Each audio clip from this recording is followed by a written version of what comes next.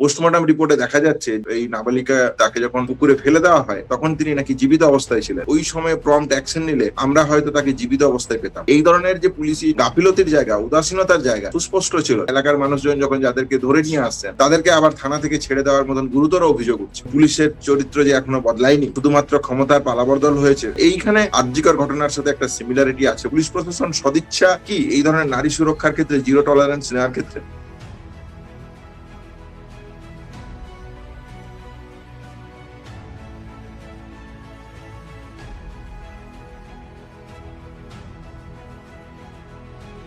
দেখুন, ঘটনাটাকে যদি দেখতে হয় তাহলে আরজিকর আন্দোলনের সাথে এই ঘটনার একটা সিমিলারিটি আছে। সিমিলারিটির জায়গা এইটা যে আমরা আরজিকর ঘটনায় এভিডেন্স টেম্পার এবং ইনভেস্টিগেশন হাসাবের কথা শুনেছি।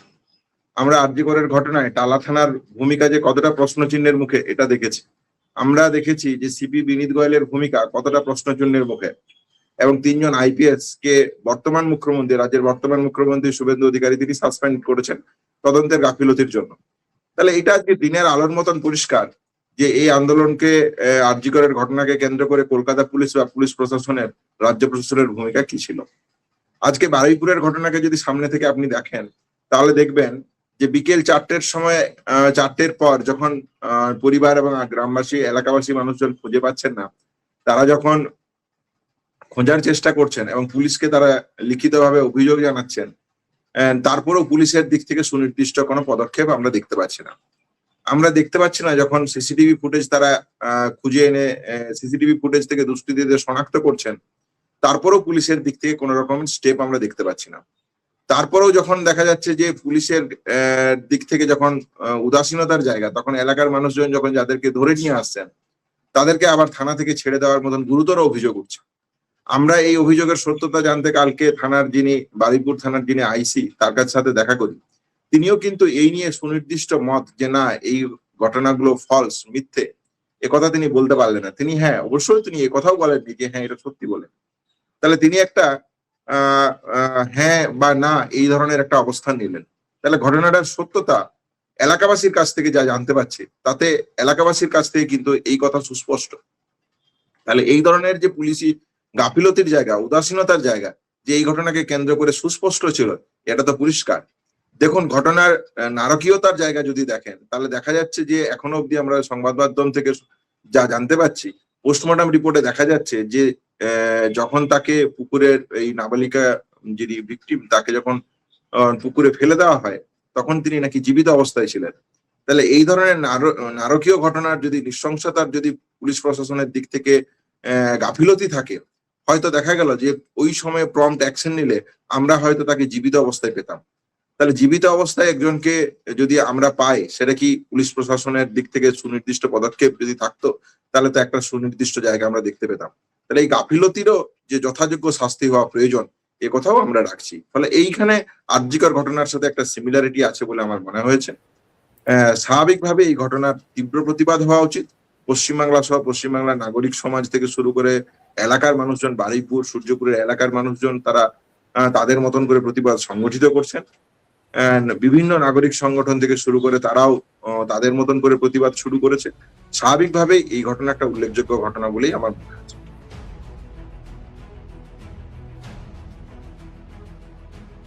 এখনো অব্দি আমরা যা দেখতে পাচ্ছি তাতে তো এই কথাটা দিনের আলোর মতন পরিষ্কার যে সরকারের পরিবর্তন হলেও পুলিশের যে পরিবর্তন হয়নি, এ কথাটা তো পরিষ্কার।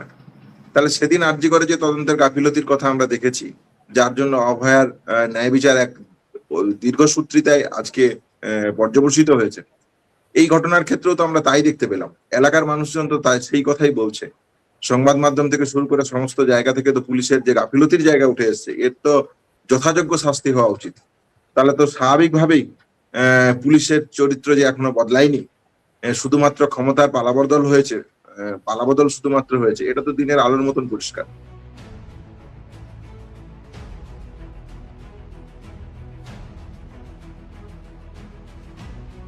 সমস্যাটা হচ্ছে সদিচ্ছার।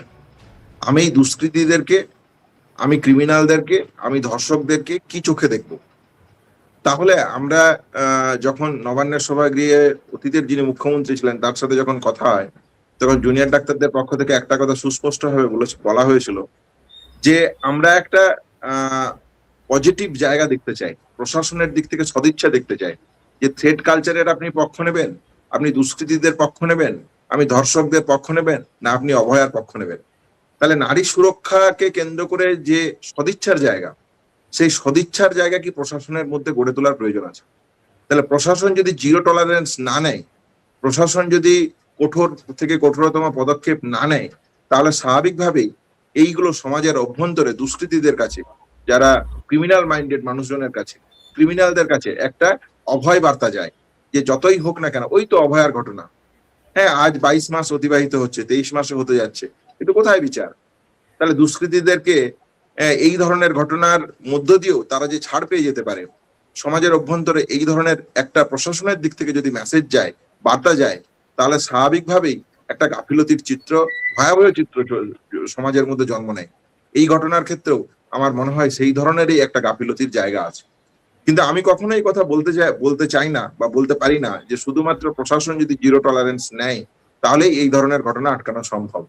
তাহলে এইটা একটা একটা দিক, একটা পয়েন্ট। 2 নম্বর পয়েন্ট যেটা আমার মনে হয় সেটা হচ্ছে যে দেখুন, একদিনে কেউ দুষ্কৃতী তৈরি হয় না, একদিনে কেউ ধর্ষক তৈরি হয় না, একদিনে কেউ খুনি তৈরি হয় না, একদিনে কেউ ক্রিমিনাল তৈরি হয় না। তাহলে এর একটা সময় আছে, এর একটা প্রসেস আছে। একটা বিকৃত রুচি সংস্কৃতির মধ্য দিয়ে একজন মানুষ যখন যায়, তখন সে এই ধরনের কাজের এই ধরনের প্রসেসের মধ্য দিয়ে একজন খুনি, ধর্ষক, যে শব্দবন্ধগুলো আমরা ব্যবহার করি সেই শব্দবন্ধে পরিণত হয়। তাহলে এলাকার মানুষজনকে, সাধারণ মানুষজনকে, যারা বিভিন্ন এলাকা, পশ্চিমবাংলা সহ ভারতবর্ষের আপামর জায়গায় ছোট ছোট ছোট ছোট গণকমিটি তৈরি করা উচিত। গণকমিটি গুলো কাকু, কাকিমা, জেঠি, জেঠিমা, মা, বাবা, ভাই, বোন, বিভিন্ন ব্যবসায়ী, পাড়ার ছোট ছোট শিক্ষক, ছোট ছোট ভাই বোনেরা, শিক্ষক, চিকিৎসক, বিভিন্ন পেশার মানুষ, জাতি, ধর্ম, বর্ণ নির্বিশেষে একটা সার্ভাইলেন্স রাখা উচিত। দেখুন, একজন যখন এই বিকৃত রুচি মস্তিষ্কের মধ্য দিয়ে বড় হতে শুরু করে, লালিত পালিত হয়ে একজন ক্রিমিনাল বা দর্শকের দিকে যে শব্দবন্ধই ব্যবহার করুন না কেন সেই দিকে যখন অগ্রসর হয়, তখন একটা প্রতিরোধ যদি গড়ে তোলা যায়, তখন একটা সার্ভাইলেন্স যদি গড়ে তোলা যায় যে এই ধরনের কাজ করা এই এলাকায় চলবে না, হ্যাঁ, তাহলে এই ধরনের একটা প্রতিরোধ এলাকার মধ্যে যদি আমরা গড়ে তুলতে পারি, তবেই আমরা এই ধরনের বিকৃত যে রুচি সংস্কৃতির জন্ম পশ্চিমবাংলার মধ্যে হচ্ছে বা এলাকার মধ্যে হচ্ছে, সেটাকে আমরা প্রতিরোধ করতে পারবো।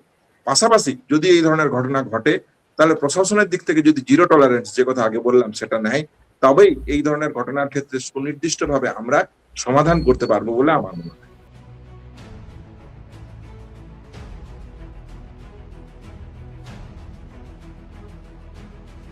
না, স্বাভাবিকভাবে এই জন্যই তো বললাম আরজিকর ঘটনার সাথে এই ঘটনার একটা সিমিলারিটি আছে।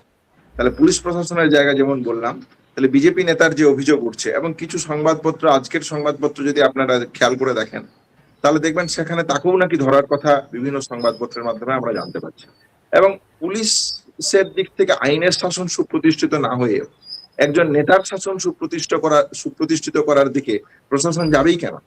প্রশাসনের উচিত তো সত্য খোঁজা, যে এই ঘটনার পিছনে সত্য কি ছিল সেই জায়গাটাকে সুনির্দিষ্টভাবে তুলে আনা এবং দোষী যারা তাদেরকে শাস্তি দেওয়া, এই তো তাদের কাজ। তাহলে তারা অন্য কোনো নেতা মন্ত্রীর শাসন প্রতিষ্ঠা করতে হবে বা অন্য কোনো নেতা মন্ত্রীর মধ্য দিয়েই আমাকে এই ধরনের সমস্যার সমাধান করতে হবে, এই ধরনের দলীয় প্রবৃত্তি কেন থাকবে? পুলিশ প্রশাসন তো একটা নিরপেক্ষ দৃষ্টিভঙ্গি নিয়ে থাকবে। তাহলে এই গাফিলতির চিত্র যদি থাকে, উদ্দেশ্য সদিচ্ছা, যে কথাটা বারবার বলছি যে আমরা পুলিশ প্রশাসন সদিচ্ছা কি এই ধরনের নারী সুরক্ষার ক্ষেত্রে জিরো টলারেন্স নেওয়ার ক্ষেত্রে যদি সদিচ্ছা থাকে, তাহলে আমরা নিঃসন্দেহে একটা সুন্দর সমাজ প্রত্যাশা করতে পারি। তাহলে প্রথমে যেটা প্রয়োজন সেটা হচ্ছে সদিচ্ছার। এই ধরনের দলীয় প্রবৃত্তির মধ্যে বা দলীয় সলিউশনের মধ্য দিয়ে আমরা যাবো কেন? তাহলে আমরা আলাদা পুলিশ প্রশাসন তৈরি করেছি, আমরা বিচার ব্যবস্থা তৈরি করেছি, আমরা দেশের সর্বোচ্চ তদন্তকারী সংস্থাগুলোকে তৈরি করছি, রাজ্যের তদন্তকারী সংস্থাগুলোকে তৈরি করেছি কেন? যে তাদের কেউ না থাকলেও তাদের সাথে এই সংস্থাগুলো থাকবে, এই ইনফ্রাস্ট্রাকচার গুলো থাকবে, এই নিরপেক্ষতার মধ্য দিয়ে একজন মানুষ তারা বিচার পাবে। তাহলে এইগুলোই তো গণতান্ত্রিক পরিকাঠামোর এক একটা পিলার। তাহলে এই পিলার গুলোকে দলীয় প্রবৃত্তির মাধ্যমে আমরা আটকাতে চাইবো কেন?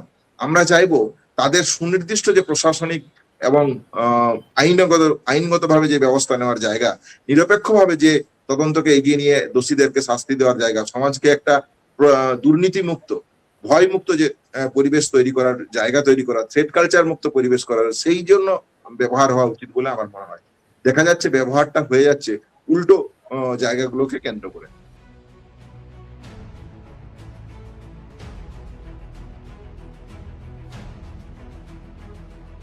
যে কথাটা বারবার বলি, ধর্ষকের কোনো জাত হয় না, ক্রিমিনালদের কোনো জাত হয় না।